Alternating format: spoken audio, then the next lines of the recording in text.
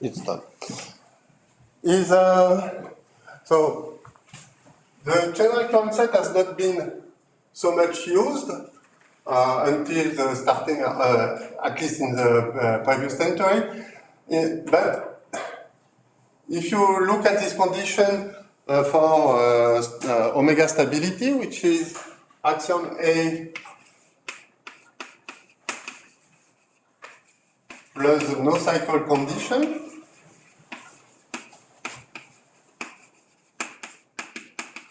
which look a little bit Bayesian condition, it becomes very natural if you notice that it is the same as requiring that the chain recurrent set of your dynamic is hyperbolic.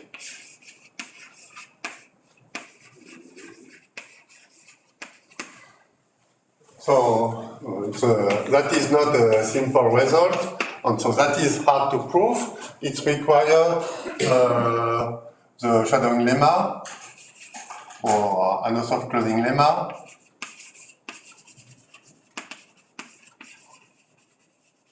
But also the Hayashi connecting lemma, which is something very difficult.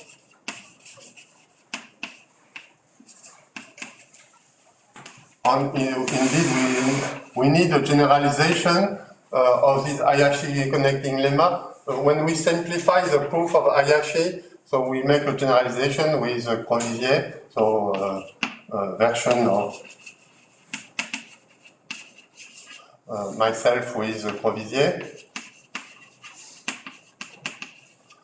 So it's a difficult result, but at least finally, the omega stability or the chain recurrent stability has a nice statement, which is just hyperbolicity. Then I will, in the next sessions, I will focus on C1 result.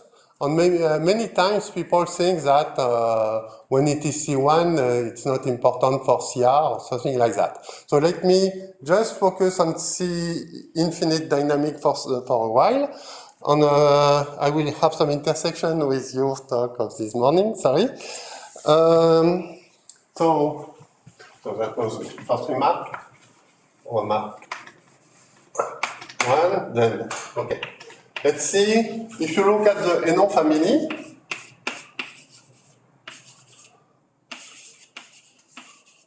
and more generally, if you look at, so on surface, so you have a family F, A, B from R2 to R2. But it's more general than that. You look at what people call Neuhaus domain.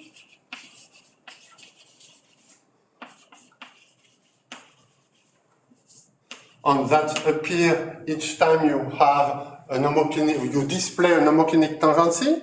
So consider some diffeomorphism F from R2 to R2 or from a surface S to S, where S is a surface.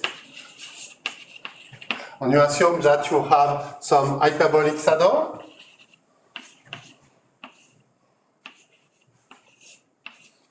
And you consider the bifurcation where you have an homoclinic tangency. That is, you have a tangency between the stable manifold of your point P with the unstable manifold on the of P. So homoclinic tangency.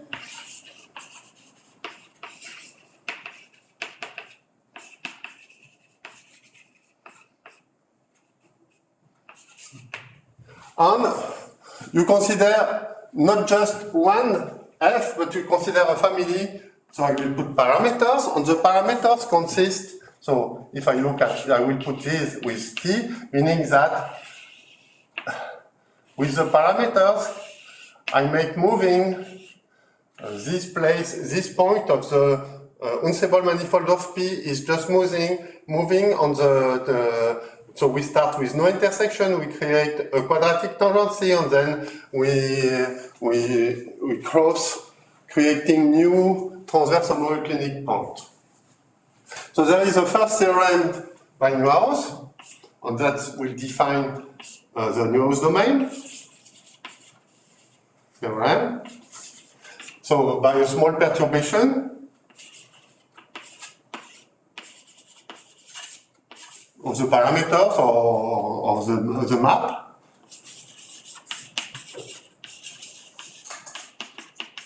you create, so here you have homoclinic intersection, so you have here in fact a contour set, the stable manifold of your point is included in the stable manifold of some hyperbolic set. So you have here a lamination of stable manifolds. And now if you consider the unstable manifold, you have also a lamination arriving there. So by a small perturbation, you get an open set, CR R larger than 2, open set of diffeomorphism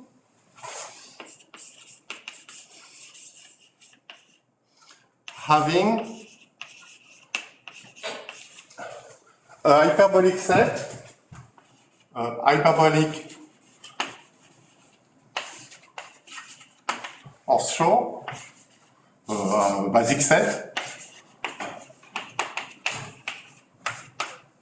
lambda, so that the stable, if you look, the stable, the local stable manifold of lambda, that is, you choose some size of the stable manifold of your hyperbolic set, it will have a tangency with the local unstable manifold of the same lambda. So you have, your set is some kind of contour set. So its stable manifold is locally a contour set. So let's put, that don't look like a contour set. So let's put something which should look a little bit more like a contour set. So I have some kind here for the stable. Let's change the color for the unstable. The unstable. So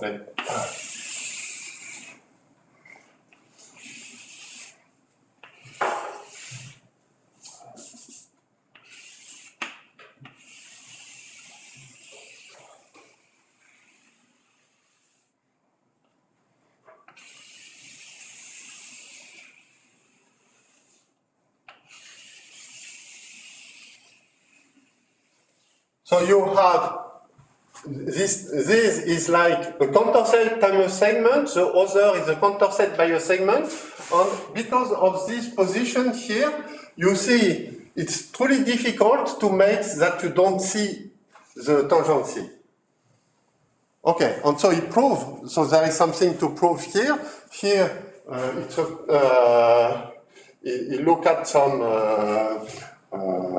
fractal dimension of this lamination and on the other, but it checks that it's very continuously, and if they are big enough, you need to have always a tangency, and each time you make this homoclinic tangency and you display it, you create some small hyperbolic set with this big fractal dimension. So you always have some open set where you cannot avoid tangency. Do you understand correctly that then conditions of the theorem are not satisfied? Sorry? Do I understand correctly that for these examples, the theorem on both conditions are not satisfied? None of the conditions. No one. No, neither the left nor yes, the right because of tangents. That was just a remark for telling that this is useful for this. What is connection of your The connection is just... Connection is this illustration when yes. both sides of the theorem are false. That's okay. So that's clearly not axiom A, or not, that is not axiom A. Maybe it is, but there is a No. cycle here. When you have tangency, that is not, you have, here you have tangency, so this point is not hyperbolic. This point is not hyperbolic. On its chain recurrent. But maybe it is, is it wandering or I don't know. At least it is not, So, chain recurrent. so this point is clearly chain recurrent because it's goes. It does not exclude axiom A. So you're right. I think Yes. it's consistent. But yes, certainly it's not, you don't have that. No, you're not, but axiom You're A, right. why not? I agree. Okay, so let's assume you are in that situation, that is, we have what we call a new house domain, that is an open set where you have homoclinic tangency associated to a given hyperbolic set. When you move, you make any perturbation, you always create tangencies associated to points. Now, when you have this tangent, when you display this tangency, if you consider here some small rectangle, and assume that here the determinant is not 1. So let's say that the determinant is strictly less than 1 at the point. So if you follow these rectangles, it will be expanding that direction, contracting that direction, but more contracted than expanded. So you will have here a very thin rectangle, and also very, very close to there. So it comes back somewhere here. So when you push a little bit, so I just push a little bit, displaying my homoclinic tangency, and I get a rectangle coming inside itself, so that I create an attracting region, in the sense of we just seen. Now if you look at this attracting region, so you just make a strong contraction here, so if you want, some horizontal is coming back like a point. So you get this one-dimensional dynamic that we were speaking in the morning. And you see some unimodal map which is going up if you push your dynamic. Then, as you explained us, you have you can renormalize. And so renormalizing, you get here, for some parameters, you get a new point displaying an homoclinic tangency. So given an homoclinic tangency, you display it, you make it robust, and now by new perturbation, you create a new point Q, which display a new tangency. But you keep the other because you make a very small perturbation. So now you have two hyperbolic basic set with robust tangency. One, which is the global one, and you have here somewhere a very small attracting region where you see an hyperbolic basic set with a tangency. When you display this one, you display also the other, and each of them create new one. So from one basic set with homoclinic tangency, you take two basic sets with homoclinic tangency, separating by a filtration. Each of them, you display the tangency, you get a new attracting region there, a new attracting region there. So you, from one attracting region, so you start with your tangency. Then you get several attracting regions.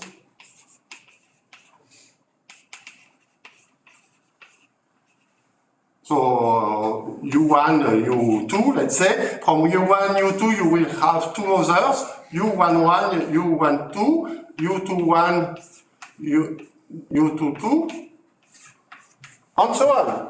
By small perturbation, you get a tree of attracting regions, each time displaying an homoclinic tangency.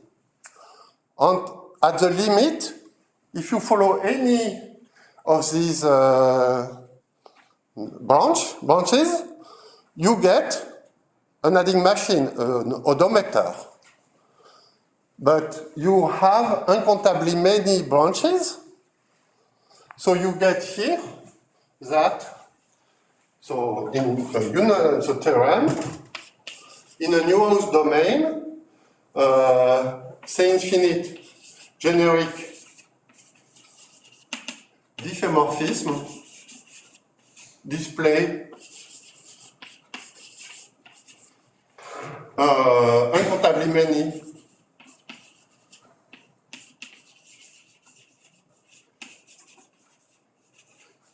chain recurrent class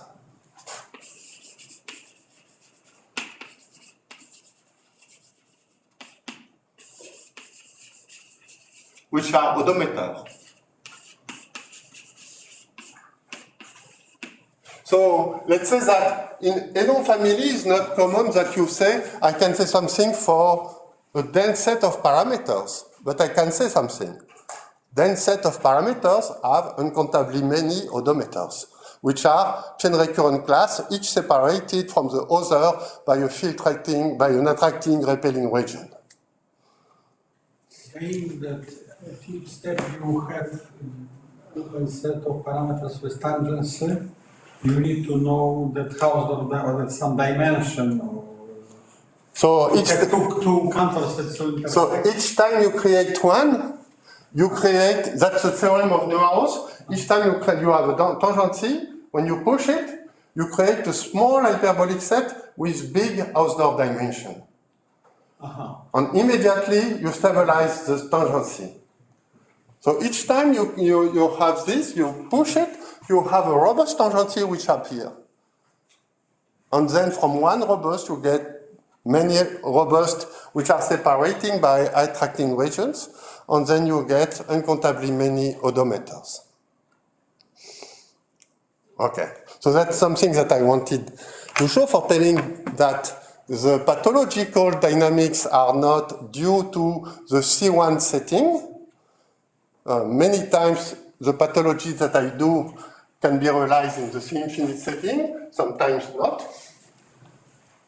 So, I think that is not well known. We make just a small sentence like that in our book, Dynamics Beyond Uniform Hyperbolicity, with Marcelo Viana and Lorenzo Diaz. And that is something that I noticed indeed with Yugu, that is with Gustavo Moreira, Carlos Gustavo Moreira. Okay. Is the proof written somewhere? Like, is it Sorry? Is the proof of this theorem available in some No, it's just an observation there.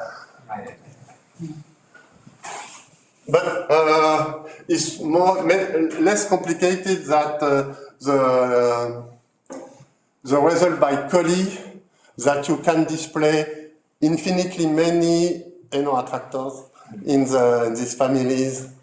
So.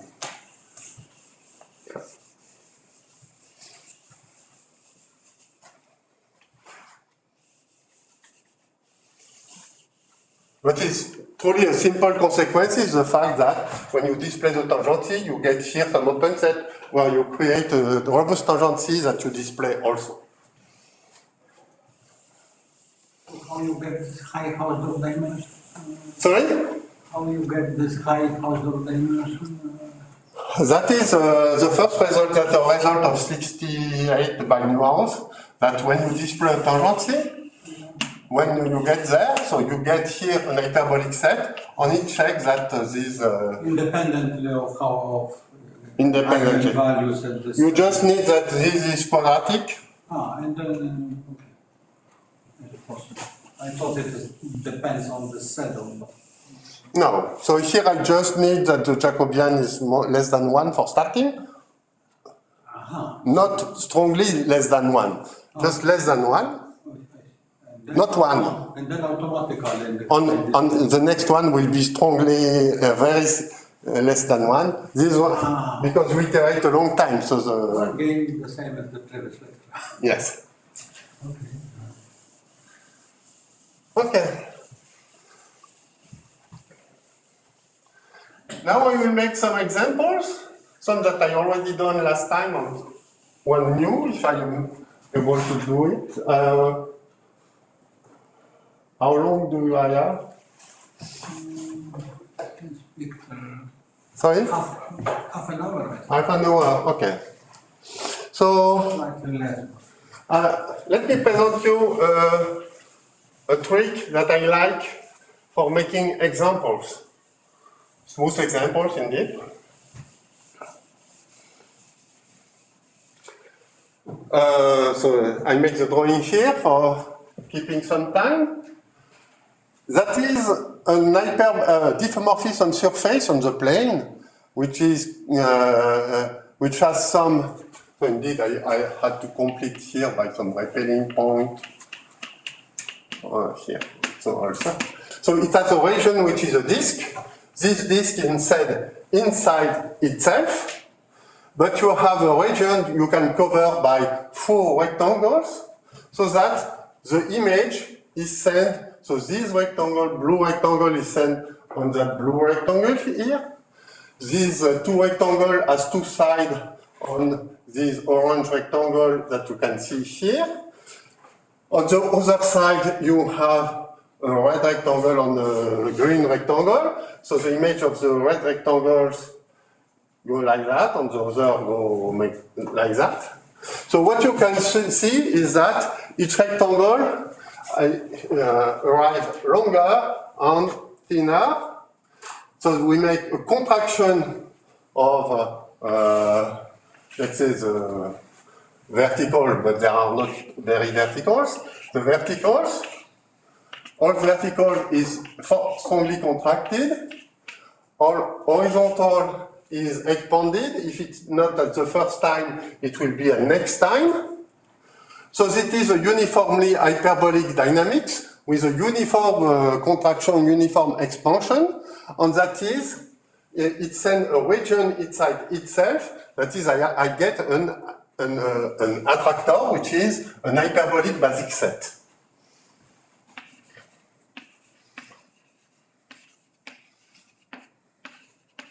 What is the word before attractor? Sorry? What is the word starting with P before the attractor? I can't read it. Sorry? The name, Oh, Plikin. okay. So that is the famous Plikin attractor. At the moment, so Smain make an hyperbolic attractor on the torus T2 by making what he called the derive from Anosov. And during some time, people didn't know if it was possible to do that on the plane. And so the first example of a hyperbolic attractor on the plane has been done by Plikin. So now it's known as Plikin attractor. And the fact that it is on the plane make it especially useful for making examples. Because if you take this disk, that is nothing else than an attracting disk, I forget what is inside, so I put this disk here. And now I put an expansion, transverse expansion. So if I take my disk with a Plikin attractor and I look at the image of a tubular neighborhood of this disk, I get a longer disk like that, which is exactly what I have if I have a saddle point with a stable manifold of dimension 2. So I take a neighborhood of its stable manifold and take its image, and I get exactly the same picture. The unique difference is what is hidden inside. But on the neighborhood, in the neighborhood of the boundary here, I can take exactly the same diffeomorphism. That makes that each time you have any dynamical system and you look at a saddle which has a two-dimensional stable and a one-dimensional unstable. You can take your, I don't know the name of that, but you cut your manifold, you remove a neighborhood of the stable manifold of your saddle, you take this one, you put here, and you have a new example of dynamics. And apparently you don't change so much from outside, but in fact you change a lot. So first do that the first time when you just have, let's start with some Horseshow, that is some, you take 2 points which are homoclinically related.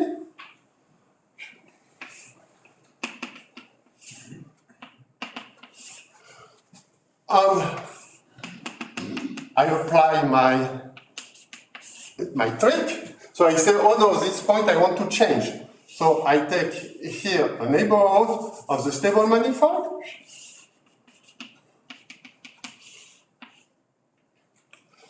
And I put inside my click-in.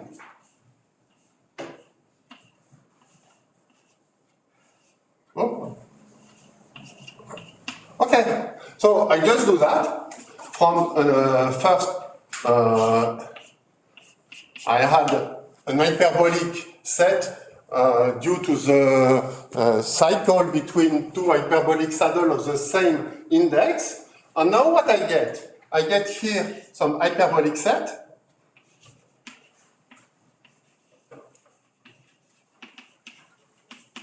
Here also, hyperbolic saddle.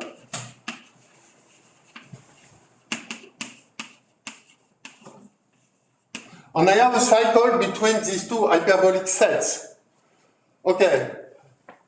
This hyperbolic set is not any hyperbolic set. It has a special thing that here in dimension 2, if I take any point here is a saddle with an unstable included in the attractor, on the stable manifold, which is, so if you take the stable manifold of every point, they are foliating the basin of attraction of your attractor.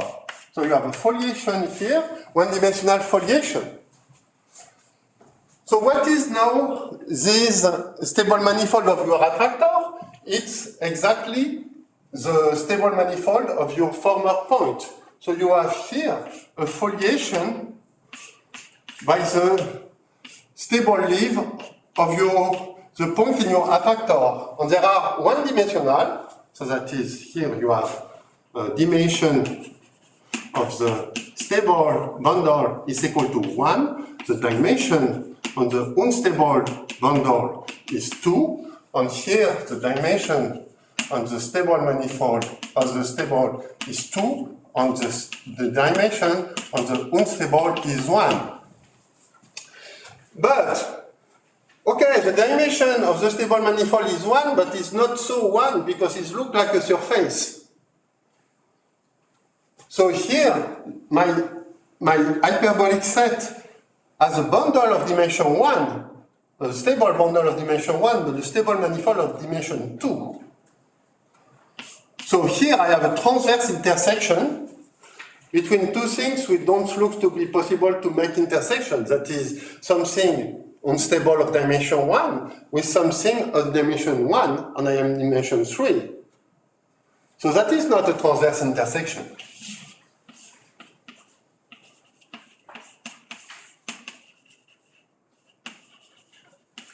That is not a transverse intersection, but it is robust.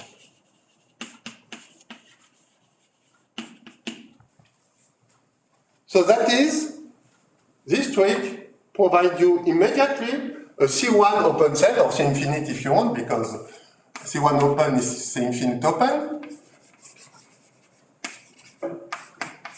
of non-hyperbolic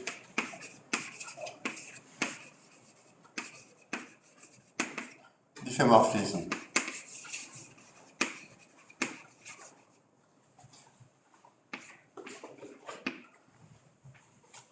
Okay? If you keep with this picture and you iterate, so okay, this become like that, so it cut here. So if you look at the unstable manifold here, you get here some lamination, which reproduce more or less your hyperbolic attractor. And when you iterate, the lambda lemma that you can apply here tell you that all this lamination will accumulate there and will cut again the stable manifold. So more or less what I will obtain is the following picture. I have here my clicking attractor. I look at its unstable manifold, which is some lamination. And this lamination will cut again my plane here.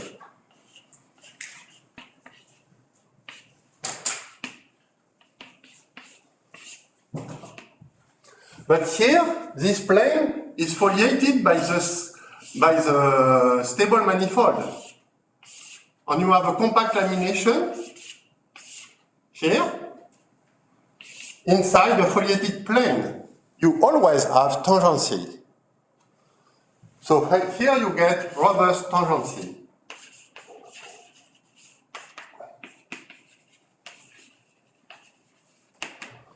And so these robust tangency are robust for the C1 topology, but for the C2, the C-infinite topology, if you want. So that is just, you see, taking an hyperbolic set, you remove a point, you put that at the place, and you immediately get robust tangencies. Let me continue with the example. I think I have some minutes more. Yes? So I will give you a result that are more or less that are the examples. So the first example like that has been done in dimension 4 by Abraham and Smail.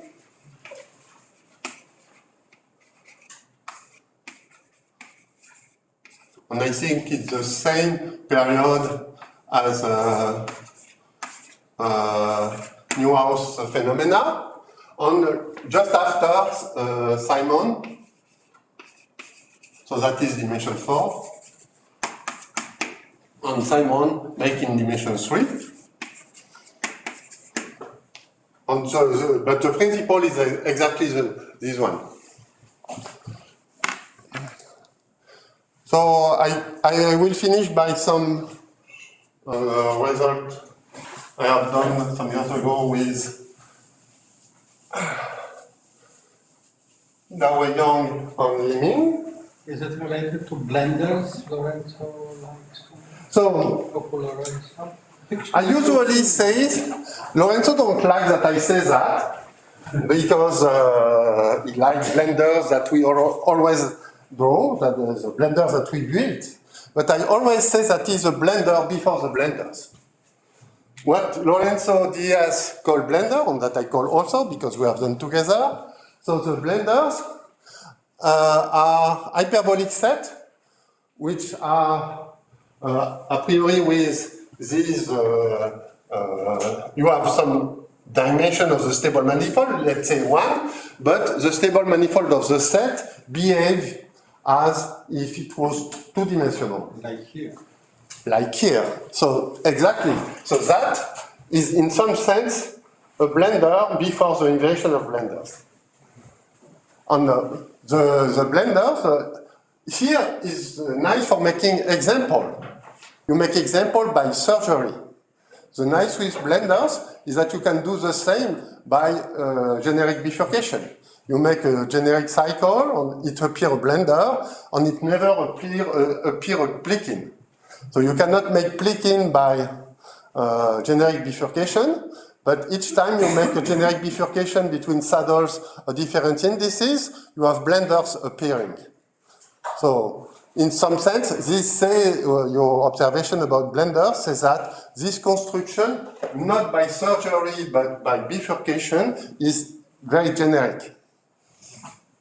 Okay? So I wanted to make an example of something else, not else, exactly the same, but so theorem. So that is myself with Dawei Yang, Liming and Yang. So you consider any three manifold, compact, three manifold. There exists an open set,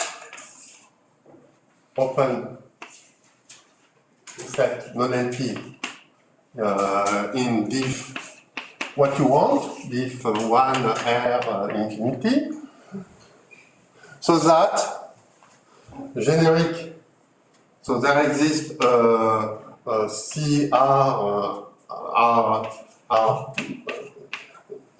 generic residual subset,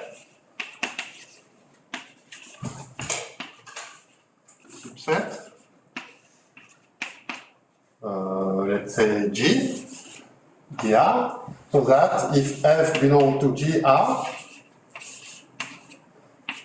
F has no attractor, no chain recurrent attractor.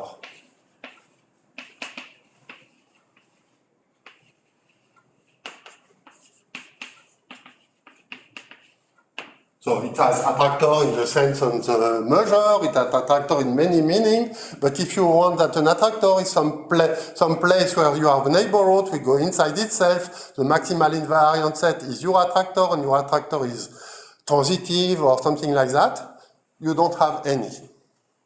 So not having attractor can be generic. So that was something that people was looking in the 60s, 70s. When appeared our result, I think that nobody was more interested in proving the existence of attractor. But let's make this example. Because it's not hard if you understood that construction. So we start with small solenoid, which is an hyperbolic attractor. So you take a torus, a solid torus, d2 times 1, and you send inside itself, running twice.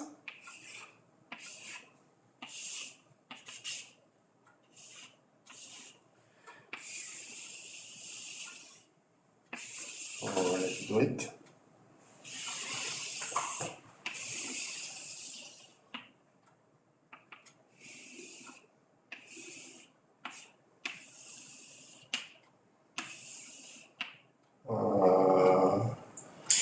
It's okay, yes. Yes, it's okay. So let's put this one there so that we see better. Yeah. Okay, so you have your solid torus, and here I draw another solid torus, making twice a turn, so you have a classical solenoid attractor. Small solenoid.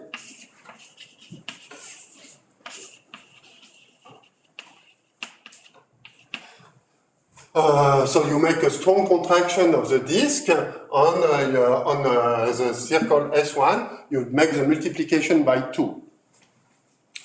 Here you have infinitely many periodic orbits of Staddle-like. So let's assume that that is a fixed point. Fixed point.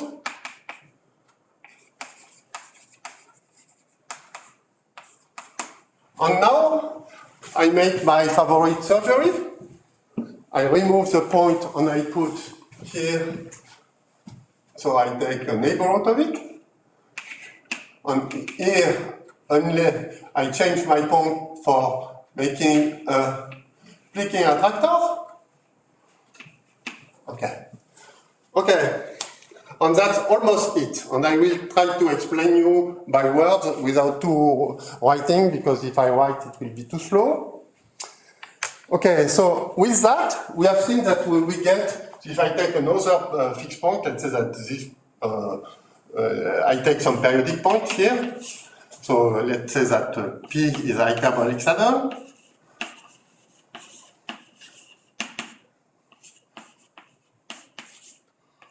So this one, I call it lambda. So lambda and P are robustly connected.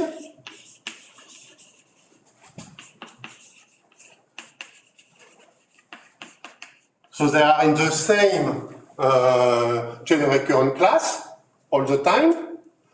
If I want to have an attractor, it only can be the chain recurrent class of P.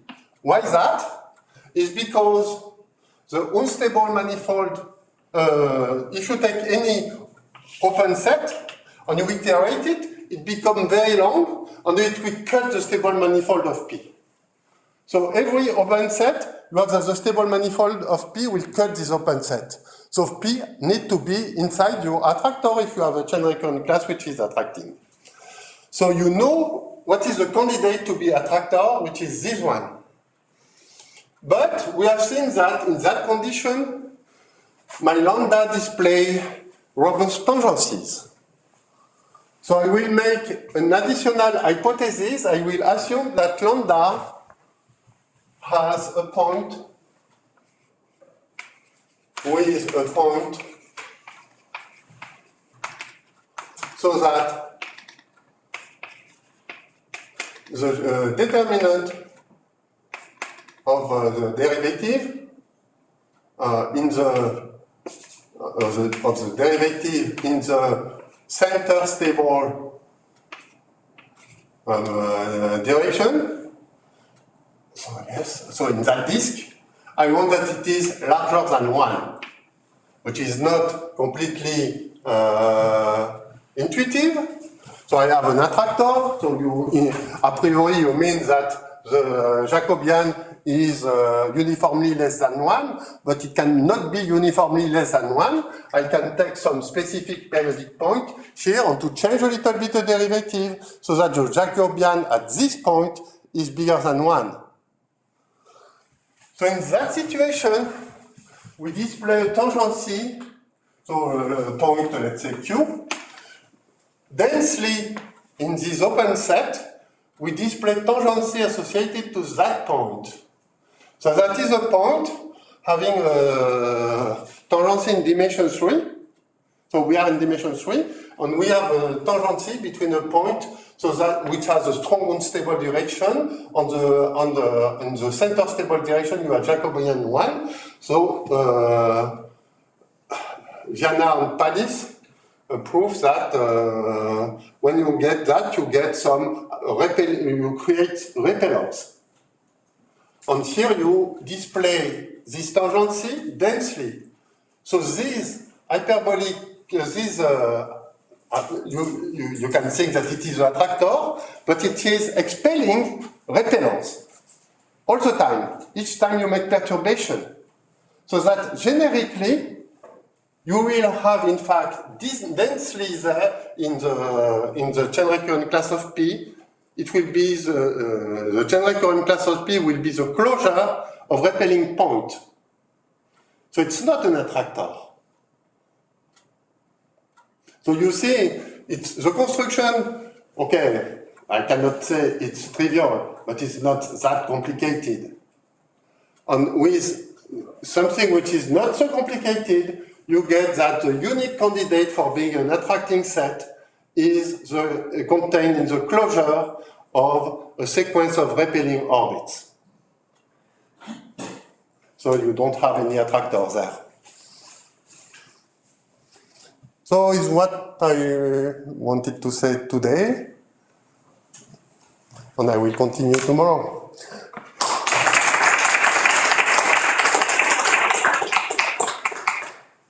Questions?